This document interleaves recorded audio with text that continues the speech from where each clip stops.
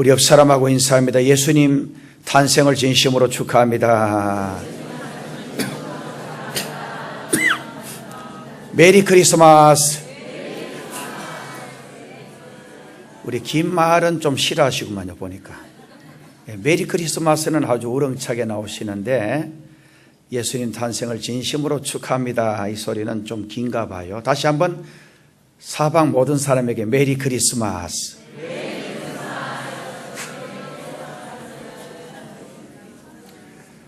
신약 성경에 나오는 성탄절 관계 기사들 가운데 두 가지의 대표적인 기록이 있어요. 그 하나는 마태복음 1장 2장 1절에서 18절에 기록된 동방박사들이 한 개의 이상한 큰 별이 나타난 것을 보고 예수님이 탄생하신 것을 알게 되어 찾아가서 경배하고 황금과 유향과 모략을 예물로 드렸다라는 기사이고, 다른 하나는 누가복음 2장에서 볼 수 있는 베들레헴 성 밖에서 양을 치던 목동들이 밤에 자기 양떼들을 지키고 있다가 천사가 전해주는 말과 또 천군 천사들의 찬양 소리를 듣고 베들레헴의 어느 외양간으로 찾아가서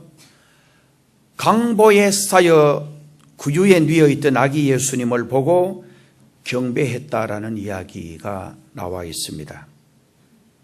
오늘 우리가 읽은 성경 요한복음 1장 14절 말씀에도 보면 말씀이 육신이 되어 우리 가운데 거하심에 우리가 그의 영광을 보니 아버지의 독생자의 영광이요 은혜와 진리가 충만하더라 하는 본문이 의미해 주는 내용이 이 말씀들을 통해서 분명해지고 있는 날이 바로 이 성탄의 날입니다.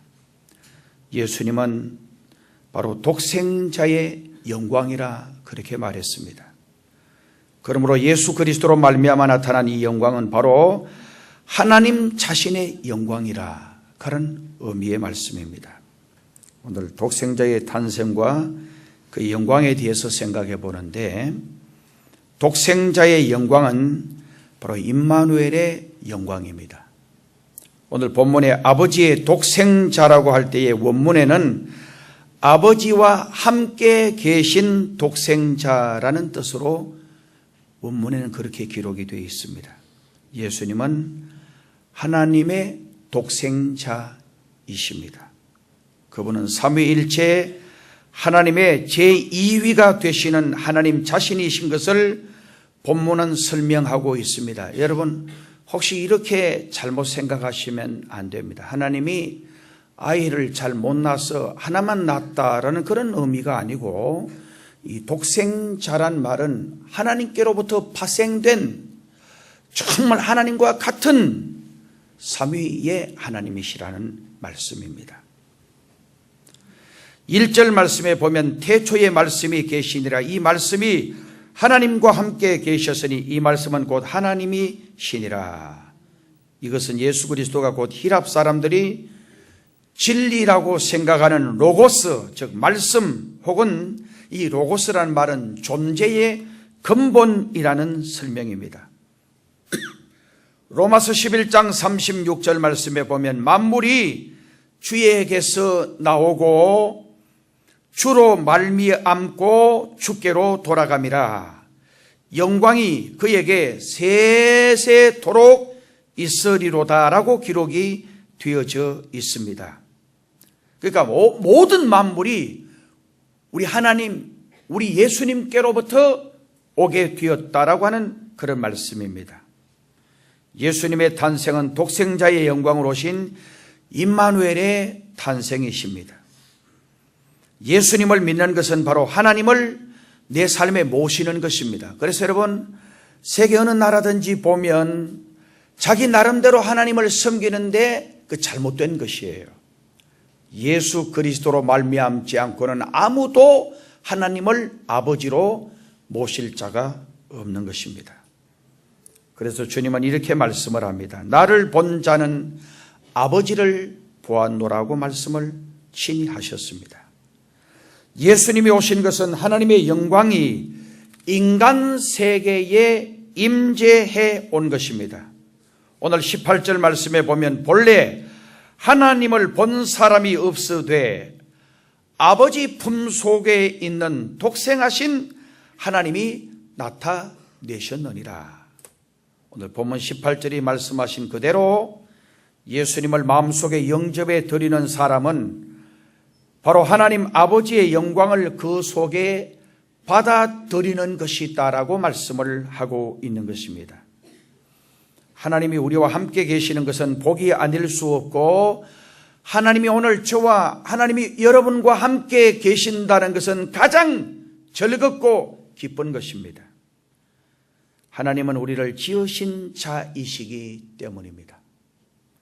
하나님이 우리와 함께 하는 것보다 더 기쁜 일이 있을 수가 없으며, 하나님은 우리를 보호하시는 분이시기에 우리가 고통당하는 것을 기뻐하지 않으시기 때문에 우리를 보호하시려고 이 세상에 오신 것입니다. 이 날이 바로 성탄절입니다.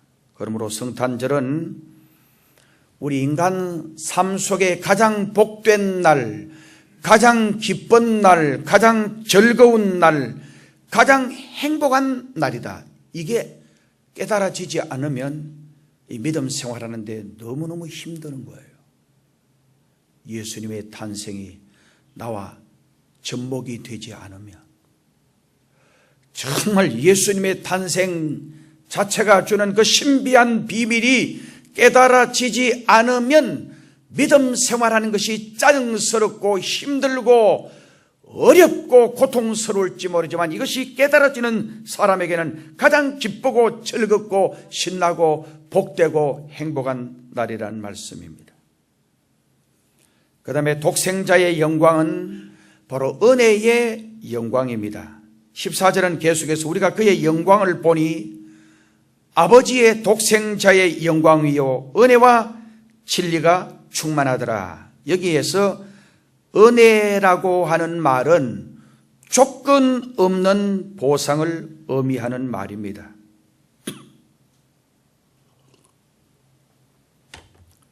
우리가 구원받았다. 이 구원은 하나님의 선물이라 그래요. 선물은 돈 주고 사는 게 선물이 아니에요. 공짜로 값없이 받는 것이 선물이에요. 그래서 하나님의 은혜로 우리가 구원을 받은 거예요.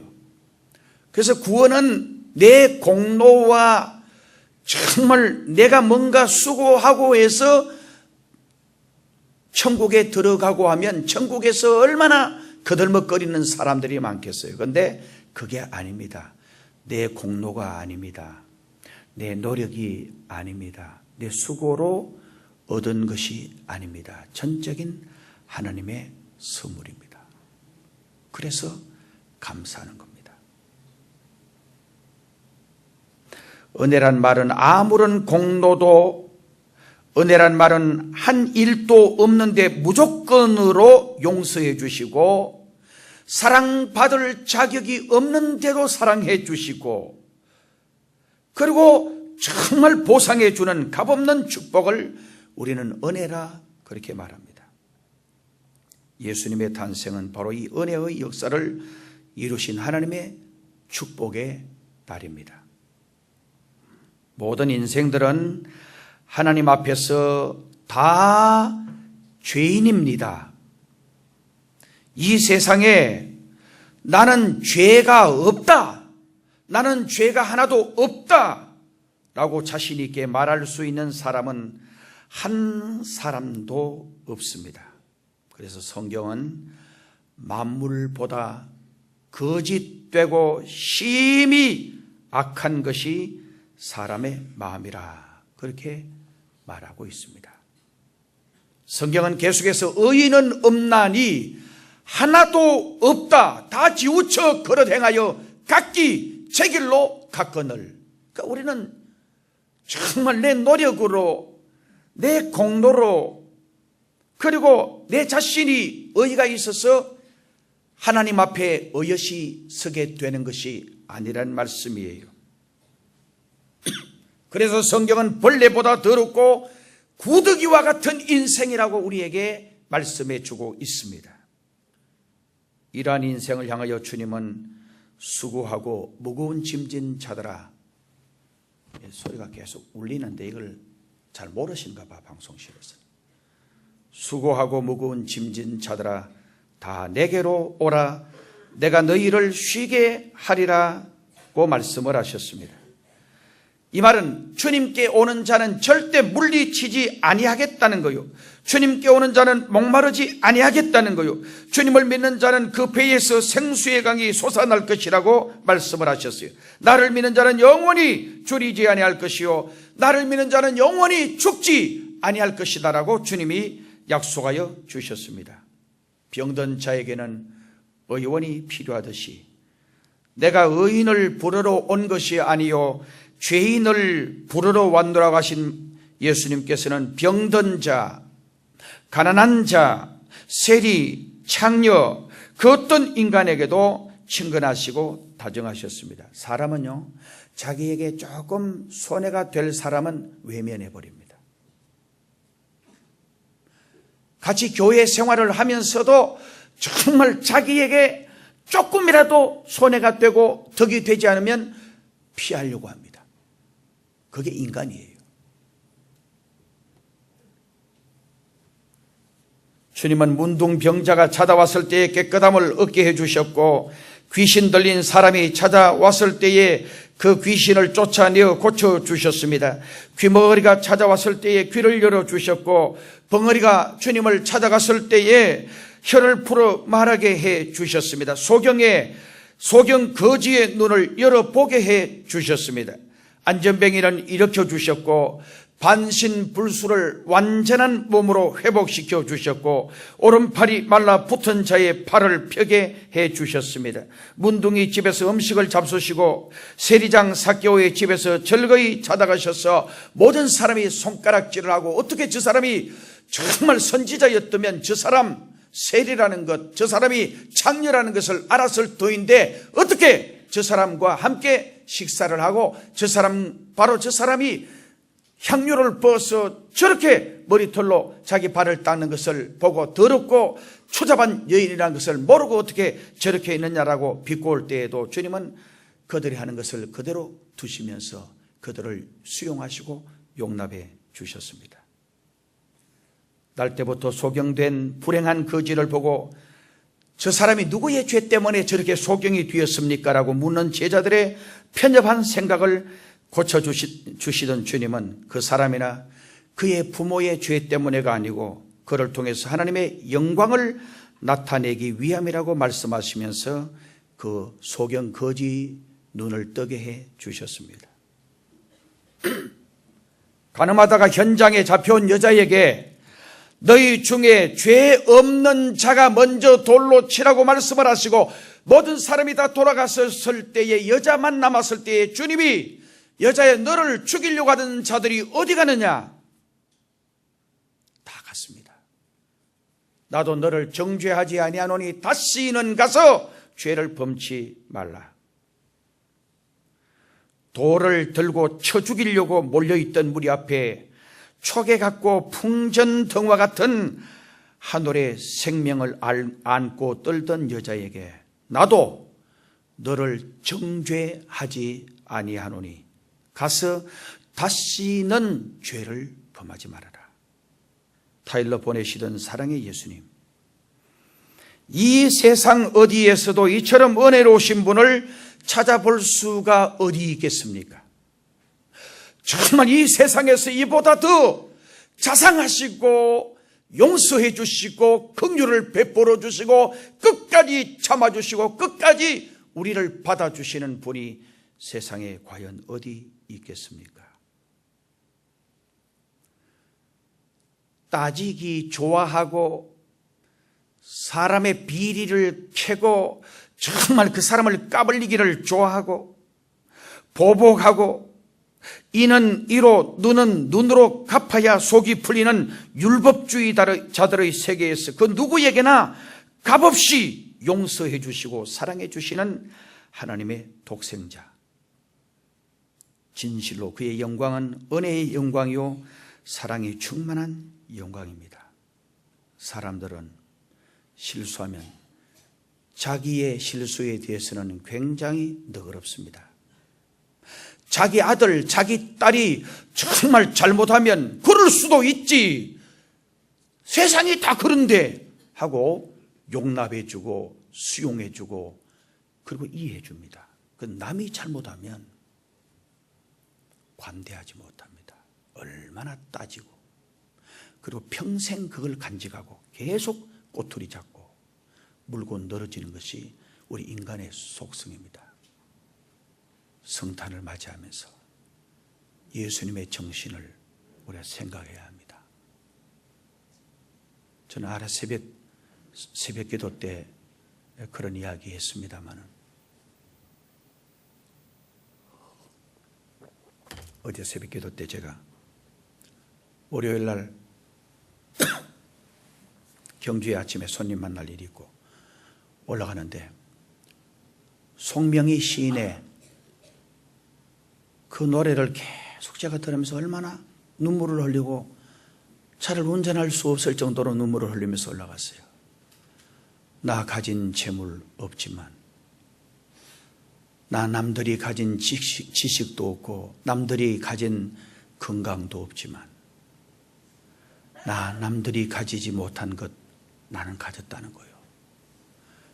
남들이 보지 못하던 하나님을 보았고 정말 하나님의 음성을 들었고 그리고 하나님의 깊은 뜻을 깨달았으니 하나님은 참 공평하시다고 그렇게 노래하는 그 송명희 시인은 그분이 누군지 몰랐다면 제가 그런 눈물을 흘리지는 않았을 거예요.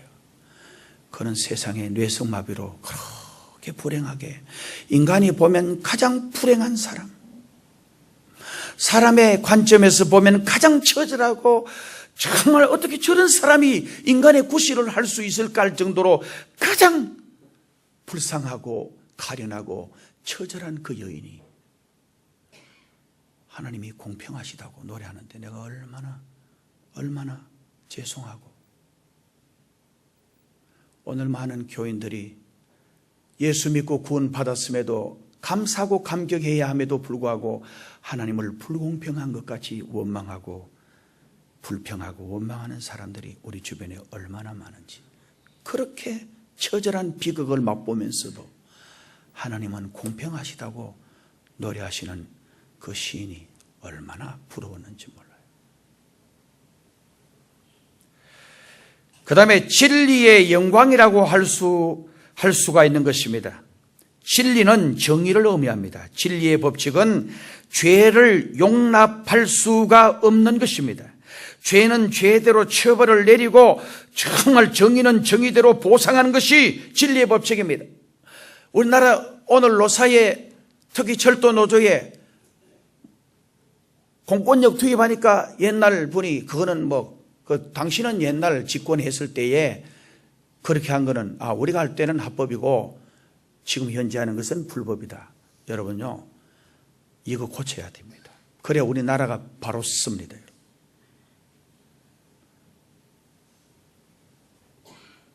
내가 한 일은 다 정당하고 정말 내가 하는 일은 전부 다 보상받아야 하고 내가 하는 일은 전부 다 남들이 관대해 주기를 바라고 정말 남을 향해서는 손가락질하고 비난하고 비방하면서 성탄을 맞이하시면 안 됩니다. 예수 믿는 사람이 그런 심보로 믿음 생활하면 안 된다는 것. 그래서 제가 성경 읽다가 정말 주님의 용서에 대해서 깨닫고는 너무 울었어요. 주님의 사랑에 대해서 깨닫고는 제가 너무 울었어요. 주님의 참으심에 대해서 깨닫고는 제가 너무너무 감사해서, 형제가 죄를 범하면 몇 번 용서해 줄까요? 70번씩 7번. 이게요, 그냥 70번씩 7번. 이 비밀을, 이걸 문자적으로만 해석하면 안 돼요. 이걸 깊이 깨달으면. 그래서 여러분, 이스라엘 백성들이 광야에서 출애굽 르비딤에서 그리고 그쪽에 지나갈 때에 엘림에 종려나무 70주가 있었다라고 그렇게 이야기합니다.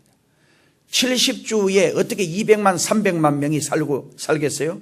근데 이 70이라는 말은 이스라엘 사람들에게 70이나 되더라 이 말은 엄청나게 많았다라는 그런 표현을 쓸 때 70이나 되더라. 여러분 성경을 자세히 한번 보세요. 그렇게 되어 있습니다. 70이나 되더라. 종려나무가 70이나 되더라 이 말은 종려나무가 70주 하나 둘 70주가 있었다는 게 아니고 많이 있었다라는 것을 전제한 말이에요. 물샘 12개나 있었다라는 것은 정말 12민족의 풍성이 물이 거기서 쏟아져 나왔다라는 것을 의미하는 거예요. 7번씩 7번 용서해주라는 말은 이 성경은 끝까지 용서해주고 끝까지 참고 끝까지 사랑해주라고 하는 주님의 말씀입니다. 주님은 오늘 저와 여러분을 끝까지 사랑해 주시고 끝까지 용서해 주시고 끝까지 참아 주시고 그리고 계속해서 기다려 주시는 분이 우리 주님이신 줄로 믿습니다. 진리의 법칙은 죄를 용납할 수 없습니다. 그래서 예수 그리스도는 범죄한 모든 인생의 죄를 자신이 담당하기 위한 고난의 주로 탄생하신 것입니다. 하나님 자신이신 그가 죄인들과 같은 제한된 인간의 몸을 입고 태어나신 그 자체부터가 고난의 시작이었습니다. 외양간에서 가난하고 천한 한 동정녀의 몸을 빌려서 구유에 뉘어진 그 탄생부터도 형언하기 어려운 고생이었습니다. 그래서 성경은 나사렛에서 무슨 선한 것이 나겠느냐고 하던 나다네엘의 말과 같이 이름 없는 나사렛, 보잘것없는 작은 마을, 가난한 목수의 아들이란 명분으로 30년이 지나던 그의 사생활 역시 그러했습니다. 마지막에 가서 죄 없이 십자가에 잡혀 못 박혀 죽으신 그의 종말은 만인의 죄를 대신 지고 가신 대속의 죽음이었습니다. 만일에 우리 주님께서 십자가에 달려 돌아가시고 사흘 만에 다시 살아나는 사건이 없었더라면 그는 영원히 만민의 조롱거리 아니면 완전히 잊혀진 망각의 인물이 되었을 것입니다. 그는 이제 이 위대한 구원의 역사를 이루시고 진리의 오묘한 도리를 완성하셨습니다. 그래서 진리가 충만한 독생자의 영광, 그것은 바로 진리의 완성을 의미하는 말입니다. 하나님이 없는 정치, 하나님이 없는 예술, 하나님이 없는 문화, 경제, 과학, 외교, 사업, 정말 그리스도가 없는 교회의 모든 봉사와 헌신 생활은 우리 인간 삶을 썩게 하고 살살하게 하고 찬바람이 불게 하는 것입니다. 그러니까 탄생하신 주님, 정말 그리스도 예수님을 나의 주님으로 확실히 인식하고 깨닫지 못한 자의 삶은 늘 입에서 저주와 불평과 원망과 비난이 나올 수밖에 없는 것입니다. 예수님이 없는 크리스마스, 크리스마스의 바른 뜻을 깨닫지 못한 크리스마스, 그것은 무의미한 것입니다. 한평생을 속으며 사는 것이 인생이라고 합니다. 사람에게 속고 정치에 속고 세상에서도 늘 속습니다. 그리고 우리는 늘 자신에게 속고 삽니다. 열심히 살면 잘 되리라는 생각들을 하지만 정작 살아보면 그렇지 않은 때가 있습니다. 제가 지난주 간단하게 말씀드렸습니다마는 어떤 사람이 이렇게 말해요. 사람은 저승에 살고 돈은 은행에 있다. 이 말은 죽을 때에 돈 못 싸들고 간다라는 말씀입니다. 사람이 살아있을 때는 쓸 돈이 없어서 안절부절하고 죽을 때는 다 못 쓰고 죽는다. 제가 지난번 중국의 왕진야오라고 하는 그 사람에 대한 이야기 이해했어요. 한창 나이에 죽게 되는데 그 부인이 남편 죽고 정말 현찰만 400억 가지고 있어요. 현찰만. 재산이 얼마나 많은지 400억을 현찰이 있었어요. 그리고 그 400억 되는 돈 가지고 자기 남편 기사 하던 그분하고 남편 죽고 재혼했다는 거예요. 이게 실질적으로 있었던 이야기. 이 운전기사가 너무너무 행복하고 너무너무 미칠 기뻐서 정신을 못 차린 거예요. 그래서 이분이 한 이야기가 전에는 나 자신이 우리 왕 회장님을 위해서 일하고 있다라고 생각했는데 이제야 가만히 보니까 왕 회장님이 계속해서 날 위해서 일하고 있었다는 걸 이제 알게 됐다. 재혼하고는 여러분 사람은요, 우리는 건강하게 살고 행복하게 살되 우리 인생은 알아야 할 것은 얼마 알지 못하고 가는 거요. 우리가 우리 지구상에 지금까지 알려진 것이 안 알려진 것, 그러니까 알려진 것보다 안 알려진 게 알려진 것은 1억분의 1밖에 안 된대요. 아직도 1억이 안 알려졌다는 거예요. 그러니까 얼마나 무궁무진한가. 그 과학자들의 이야기는 지금까지 인간이 살아오면서 발견되고 발명되고 모든 알려진 것보다도 앞으로 정말 알려지지 않은 것이 1억이 더 된다는 거예요. 알려진 것은 하나밖에 안 된다는 거예요. 심지어 보세요. 핸드폰 기능 중에 내가 이걸 보다가 내 핸드폰 요즘 그 뭐라 그래, 그걸 좋은 거 있잖아요. 갤럭시 4를 그 뭐라 그래요? 예? 스마트폰도 하고 그러는데 내가 보니까 갤럭시 4를 내가 샀는데 내가 하는 거는 단지 문자 보내고 카카오톡 오는 거 뭐 그걸 배웠어요. 그런데 그 외에는 보니까 뭐 별거 다 있는 거예요. 별거 다. 내가 그래서 아무거나 찝쩍거리다 혹시 고장 날까 싶어가지고 찝쩍거리지를 내가 못했어.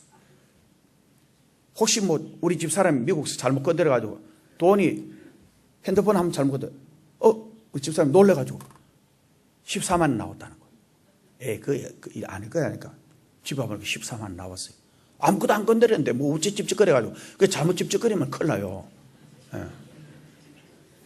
나 집에서 핸드폰 기능이 수십 가지가 있는데 우리 경상은 찝쩍거리는 걸 내가 못했어요. 왜냐하면 혹시 잘못 건드려가지고 뭐 혹시 문제 생길까 싶어서 내가 쓰는 자주 쓰는 그것만 톡톡 건드려. 그래서 이야기가 제법 쓰는 사람도 70%는 안 쓰고 핸드폰 기능 중에 지금 최첨단 핸드폰 기능 중에 70%는 안 쓴다는 거예요. 최고급 성룡차의 속도는 70%는 불필요하다. 최고급 성룡차. 우리 지금 포항에서 서울 가면 몇 킬로 달려요? 제법 달리는 사람은 170, 80km, 200km 달리는 사람도 있어요. 근데 최고급 성룡차요, 계기판이 350, 400km까지 되는 게 있어요. 그러니까 70%도 불필요하다는 거예요. 초호화 별장의 면적 70%는 비어있고 사회활동의 70%는 우리가 의미 없는 생활을 하고 집안생활용품 70%는 사두기는 하는데 거의 쓰지 않고 놔두기만 하고 쓰지 않는다는 거예요. 한평생 아무리 돈을 많이 벌어도 70% 정도는 다른 사람에게 그러니까 쓴다는 거예요. 서로 사랑하면 가정이 행복해질 것이라고 생각하고 살아가는 사람이 많습니다. 그런데 그렇지 않습니다. 서로 사랑해도 난데없이 폭풍이 불어 닥쳐서 정말 가정이 흔들리고 깨어지는 경우가 얼마나 우리 주변에 많은지 몰라요. 이번에 얼마 전에 필리핀에 태풍 불어가지고 보세요. 그 행복하게 살고 아무리 부부간에 가정에 온 식구들이 그래도 그냥 바람 불어서 정말 날려버리는데 뭘까 어떻게 행복할 수가 있어요. 아버지 엄마 다 죽고 가난 7, 8살 애 살아있는데 걔가 어떻게 그럴 수 있어요. 나는 우리나라에서 며칠 전에도 보니까 30대 가장이 자기 딸을 죽여버리고 같이 죽은 이런 일들이 있어서는 안 돼요, 여러분. 모든 사람에게 잘해주면 내게 유익이 올 것이라. 그거 참 천만입니다. 제가 많은 것을 깨달았어요.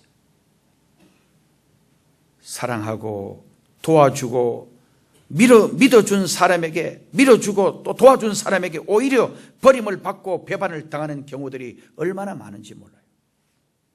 저도 그런 일들을 많이 경험했어요. 어려운 목회자, 너무 어렵다 해서 좋은 교회 보내주고, 그런 걸 내가 수없이 많이 했어요. 너무 어렵다고 그래서 정말 특별히 잘 사는 사람들 통해서 좀 도와주고 했는데 도리어 경계를 하고요. 그거 왜 그런지 모르겠어요. 돈 많이 받았으니까 혹시 돈 내놔라고 할까 싶어서 그런지 자꾸 피하는 거. 내가 이해가 안 가는 사람들을 많이 봐요. 사람이 단순하고 깨끗해야 돼요. 기독교는 이런 마귀의 소굴에서 우리를 건져내는 구원의 종교입니다. 예수님은 멸망과 저주와 죄와 슬픔과 환난과 불행과 고통 속에서 헤매는 우리를 건지시기 위해서 이 땅에 오셨습니다. 우리가 살 수 있는 다른 길이 없습니다. 우리가 구원받는 다른 길이 없습니다. 오직 그분에게 탄생하신 주님께로 나와야 정말 영생의 복락을 얻을 수가 있는 것입니다. 예수 안에만 모든 것이 있습니다. 우리는 언제나 주님을 가까이 해야 합니다. 우리의 방패가 되시고 우리의 피난처가 되시고 우리의 선한 목자가 되시는 주님을 의지해야 합니다. 예수님은 모든 것을 회복시켜 주시는 분이십니다. 그래서 여러분, 지금까지 내 인생의 과거를 돌아보면 아픔도 상처도 정말 여러 가지 것들이 점철되었다라고 할지라도 지금 예수 그리스도의 탄생을 진심으로 영접하고 예수 그리스도의 탄생을 진심으로 환영하고 축하하는 여러분의 심령 속에 회복의 놀라운 역사가 일어나게 되시기를 주님의 이름으로 축복합니다. 전혀 불가능한 것도 주님의 손에만 들어가면 회복이 됩니다. 주님은 치료자이십니다. 천하를 다 가져도 주님을 떠나면 헛됩니다. 베드로는 예수님을 가까이 하면 베드로도 예수님을 가까이 하고 위대한 사도가 되어집니다. 12회를 혈루증으로 고생하던 여인도 정말 세상에 온갖 방법 다 동원했지만은 예수님 소문 듣고 와서 예수님 만날 때에 그의 12년 동안 절망적인 병이 회복되어지고 깨끗하게 고침을 받는 역사가 일어났습니다. 예수님 앞에는 큰 문제도 없고 예수님 앞에는 불가능이라고 하는 문제도 없습니다. 우리 주님께로 가면 모든 문제가 눈 녹듯이 사라지는 것입니다.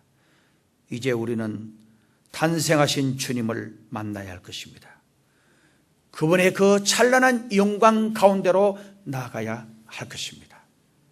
우리 마음속에 모든 죄악의 독소와 우리 마음속에 모든 그늘지고 정말 세속적인 모든 것들은 탄생하신 그리스도의 빛 되신 주님을 삶 속에 영접할 때 말할 수 없는 빛으로 너희는 세상의 빛이라 너희는 세상의 소금이라고 말씀하신 말씀대로 이제 성탄절 앞에 있던 모든 일들을 다 잊어버리고 다가오는 새해를 맞이하기 위해서 우리 마음속에 주님을 진심으로 환영한다는 말은 너무너무 좋아하는 거예요. 성령님이 누구에게 오시는지 아세요? 성령님을 천대하고 멸시하면 절대 오시지 않아요.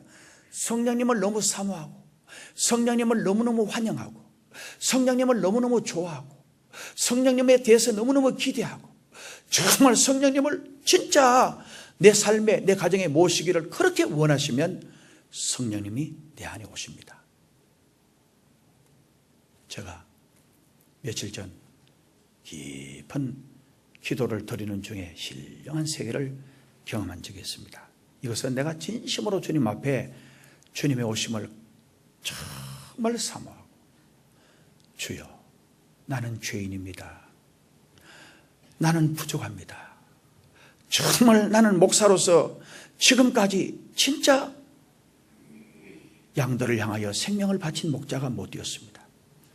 이제 양들을 위해서 특별히 양의 그 아픈 소리를 듣고 양의 상처를 쓰다듬어주고 치료해주고 양들과 함께하는 그런 목자가 되지 못한 것을 용서해달라고 간절히 기도하고 주님 앞에 정말 신령한 세계를 사모하고 그럴 때 신령한 세계가 열리는 거예요.